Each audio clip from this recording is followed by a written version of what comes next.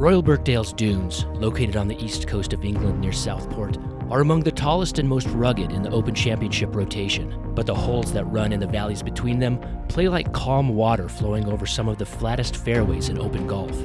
There's very little quirk at Birkdale, and less of the random bounce and unpredictability found at other links. What you see is what you get, and the level lies and absence of blindness make it a favorite tournament site for professionals and high-amateur players. The course opened in 1934 and achieved its royal status in 1951, then welcomed its first Open 3 years later. Since then, it's hosted the event 11 times, including the 2026 Open, second only to St Andrews. Golfers must usually adapt their games to the oddities of links golf, but Royal Birkdale's calm surfaces and straight-ahead layout offer a sense of familiarity. It's a level playing field for everyone, and the only advantage it confers is to golfers in total command of their game. This is every hole at Royal Birkdale.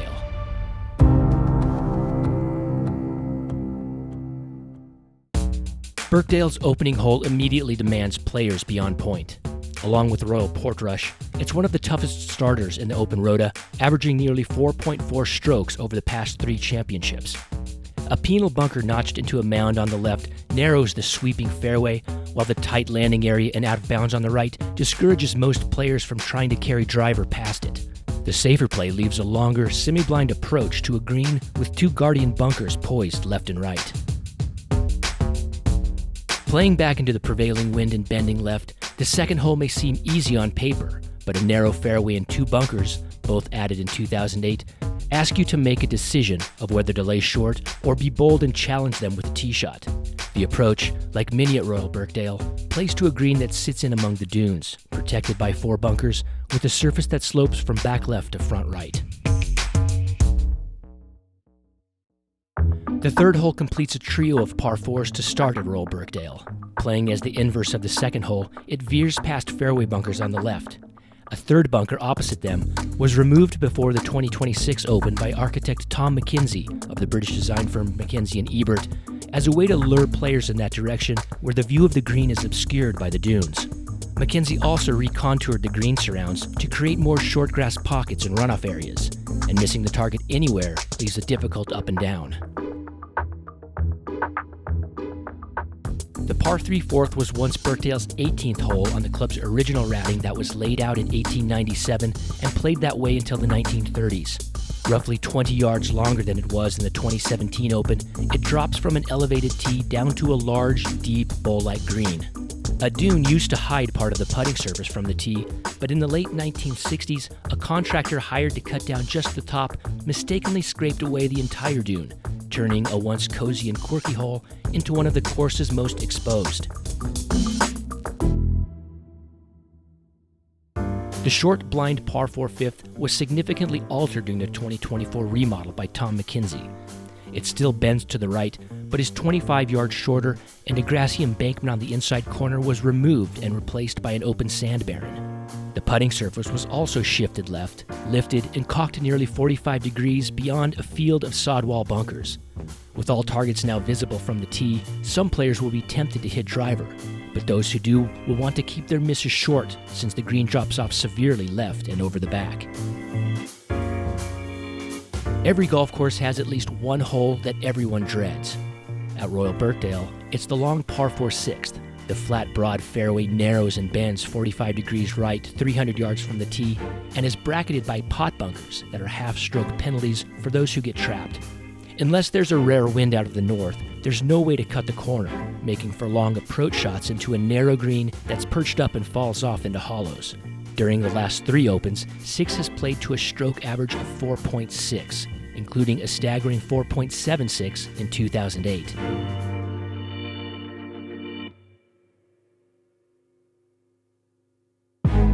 Birkdale lacked a short precision par 3, so the tee complexes at the 7th were adjusted to reduce the length to 150 yards.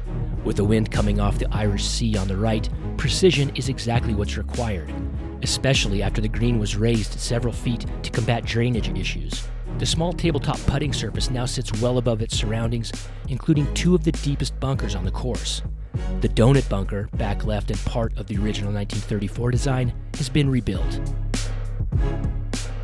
From the 7th green, players walk up a tall dune to the 8th tee for a drive that leads them away from the coastline back inland. This is another long, sweeping dogleg around a bank of sandhills with an enlarged bunker on the inside corner that many players will try to carry at 280 yards to shorten the approach. The large right-to-left tilted green will accommodate shots landing short, and a back left section offers a challenging hole location guarded by a small pot bunker. No bunkers threaten the drive on the par 4 9th, but it's the only fully blind shot on the course. Most players lay back of the bend in the fairway for position, but in the right conditions, it's possible to carry the corner and run drives up close to the green. In 2017, the R&A had to rule the adjacent 10th fairway out of bounds to prevent players from utilizing it as an option. But regardless of the tee strategy, any approach that doesn't find the center of the pedestal green will roll into a swale short or into the thick rough behind it. In the early 1930s, the club signed a long-term lease for their property that stipulated a new course be constructed capable of hosting the most prestigious golf tournaments. Birkdale hired architect Frederick Hawtrey and his partner, 5-time Open Championship J.H. Taylor, to construct the course. To best showcase the skills of the players competing there, Hawtrey and Taylor routed their design in the low areas to eliminate blind shots and random bounces, then graded the fairways flat to reward straight, accurate driving. Because the course was custom built for tournaments, it's been a favorite among professionals, and the Hall of Fame contestants who have won here have done so while playing the best golf of their careers.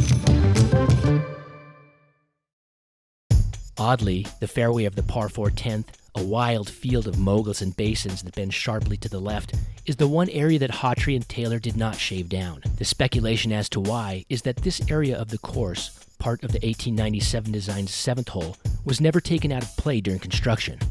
Though not long, these random lies make it difficult to control spin and trajectory into the small benched green. 53-year-old Greg Norman stood on the tee here in the last round of the 2008 Open with a one-stroke lead, but pulled his drive left and made a bogey that led to a homeward 39 and a lost chance for a last miraculous major. The second hole of the back nine plays from a new tee atop a large sand dune to a landing zone staggered with 4 landmine bunkers. Another lone bunker protects a long green that's draped over a spine and set at an angle to the incoming shots, with back right hole locations particularly challenging as the hole typically plays into the wind. It was here in 1983 that Tom Watson made a birdie 3 that kick-started his successful Sunday title defense and his 5th claret jug. The par 3 12th hole, set on the extreme western edge of the property in an expanse of wild dunes, looks like it's been there for 100 years, but didn't become part of the course until the 1965 Open. It was added by architect Fred Hawtrey, son of Frederick Hawtrey, after the old par 3 17th was taken out of play because it caused bottlenecks during tournaments. A large dune behind the hole was recently excavated to create a deep runoff over the back, and misses here should favor the more forgiving left side of the green.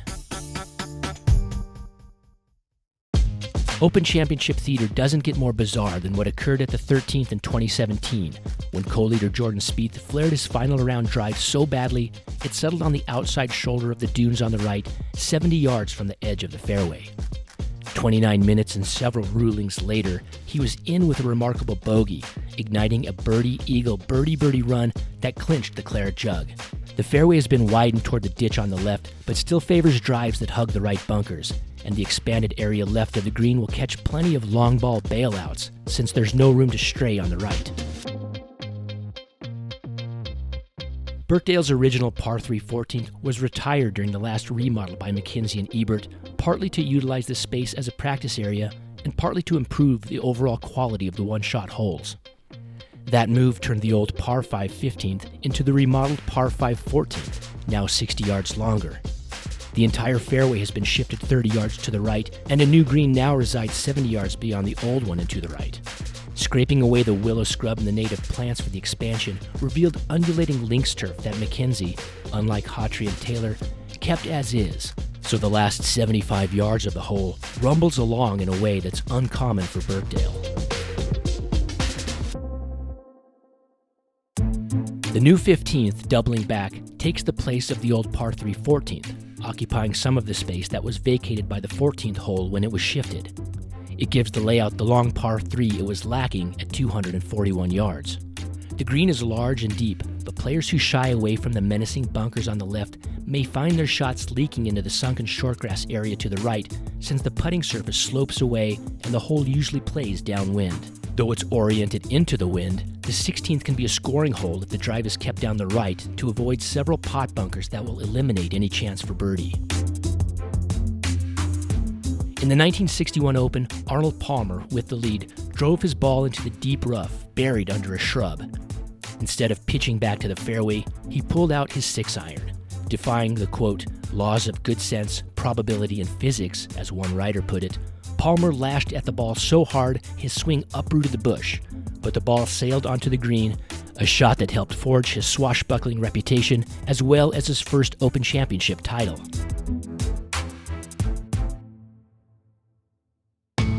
The slender fairway of the par 5 17th snakes right to left through an attractive valley of willow scrub, and in normal conditions, long hitters can cut distance by carrying the corner of the dune in the left rough.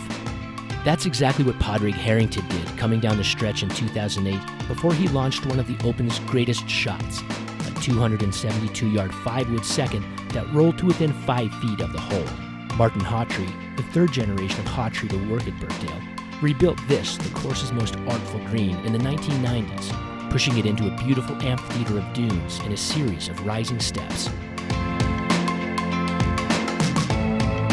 At over 500 yards, the par 4 18th is a hold-on hole, where players are simply trying to get to the house.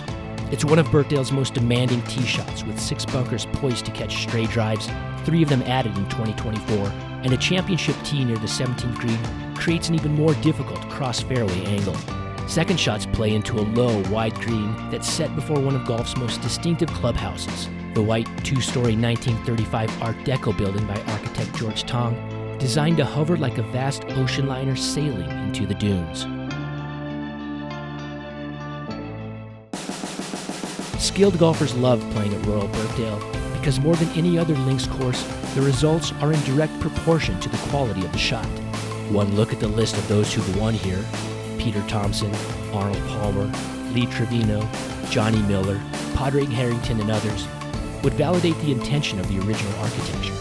Regular golfers love it too, for its beauty and the experience of playing in isolation down below the dunes. And with both of its par 5s coming in the last 5 holes, it sets up dramatic golf and wild swings in tournaments and matches. At the highest level and on any given day, Royal Birkdale lives in the extremes of fun and excitement. What could be better than that?